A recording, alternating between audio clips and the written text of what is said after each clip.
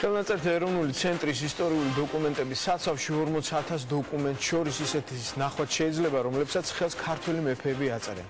თამარ მეფის, გიორგი მესამეს, გიორგი ბრწყინვალეს, არჩილ მეფისა და სხვათა ხელწერა ნახეთ ახლა პოსტსკრიპტუმის რეპორტაჟში. გარდა ამისა, ნატა ამაღლობელის რეპორტაჟში გელით ავტორის ხელით დაწერილი ნიკოლოზ ბარათაშვილის ლექსების ორი რვეული, დავით გურამიშვილის დავითიანი და სულხან საბა ორბელიანის სიტყვის კონას 5 ავტორისეული ვერსია.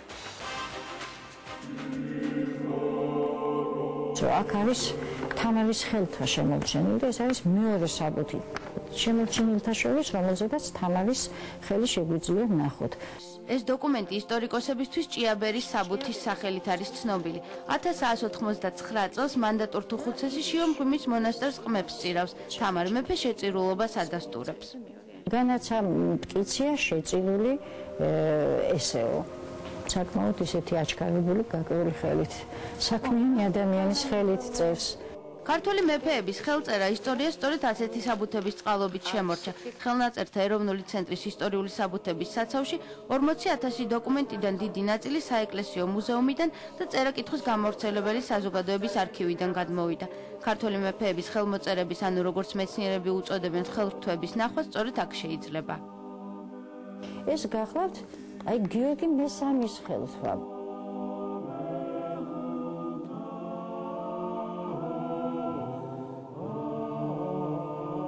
აკაცეს ხელს დავითი, დავით ნავენი და მისი ძე ვახტანგი.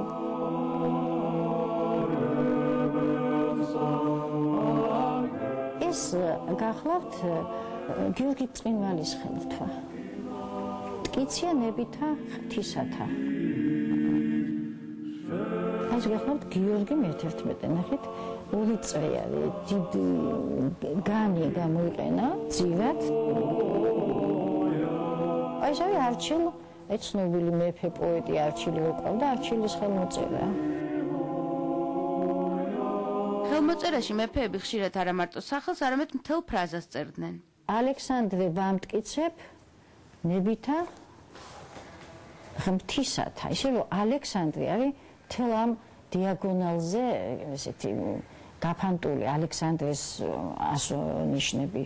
საბუთის ძირითად ნაწილს მეფის კარზე მწიგნობრები თანამედროვე ენით რომ ვთქვათ იურისტები ადგენდნენ. შედგენის სპეციალური წესებიდან განსაკუთრებული ენა დოკუმენტს ხელმოწერასთან ერთად გაყალბებისგან იცავდა. მეფესთან ერთად დოკუმენტს ხელს ხშირად დედოფალი და ოჯახის სხვა წევრებიც აწერდნენ. აი ეს გახლავთ ვახტანგ მე-5.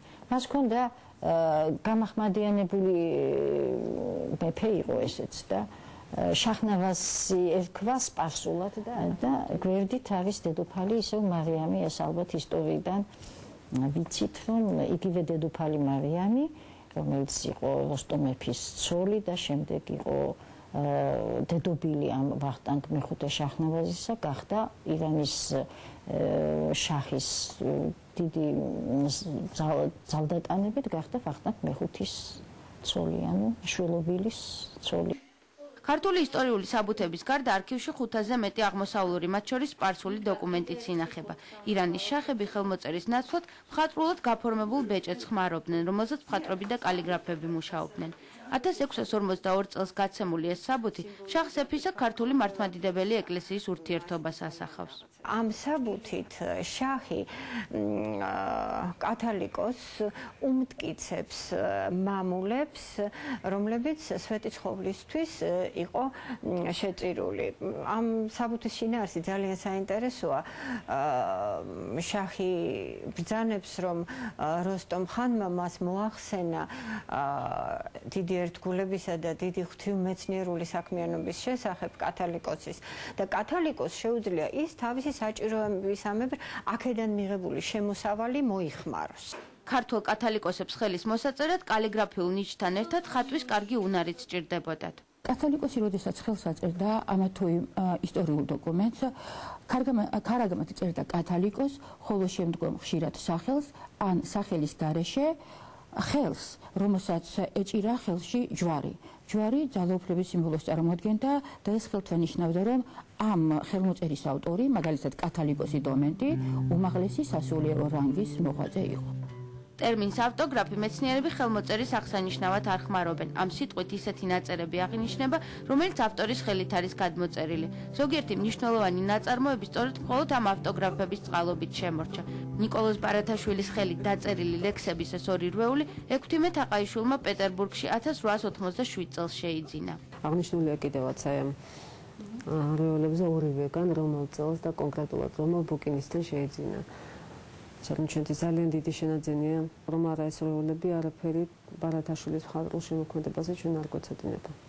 დავით გურამიშვილმა საკუთარი ხელით გადაწერილი ეს დავითიანი 1787 წელს უკრაინიდან საქართველოში მირიამ ბატონიშვილს გამოატანა.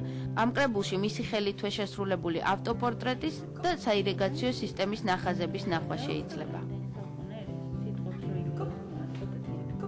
ხოლო გულის ამიერი დრეკა ძარღვთა მოქმედების არს არამედ ნეშთა იუნება, რამედ მისგანვე არზა ნეშთაც დრეკად არაბუნებით. ეს შენიშვნა სულხან-საბა ორბელიანმა სიტყვის კონოს მინდორზე დაურთო. ხელნაწერი წიგნებიდან ჩანს, რომ მუშაობა ლექსიკონზე ხანგრძლივი და ძალიან შრომატევადი იყო. სულ საცავში პირველი ქართული განმარტებითი ლექსიკონის 5 ავტორისეული ვერსია ინახება.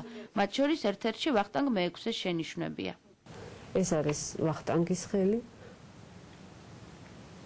და აი ეს კიდე არის სულხან-საბას ხელი.